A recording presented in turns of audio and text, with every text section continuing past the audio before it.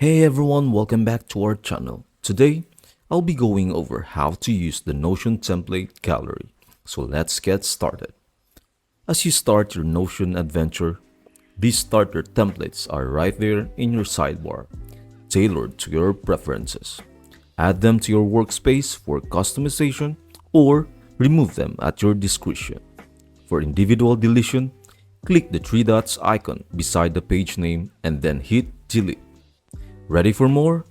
Our in-app templates are just a click away, residing above import and trust in your sidebar.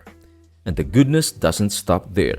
When creating a new page, simply choose templates. Behold, a treasure trove of categorized templates ready for exploration. Dive in, preview, and play around with templates before committing. When you find the one, click Use this template to seamlessly add it to your workspace. And that's how you master the Notion template gallery, your ultimate toolkit for conquering challenges. Embrace efficiency, ignite your creativity, and make Notion uniquely yours. That's it. Thank you for watching. I hope this video helps you out and see you in the next video.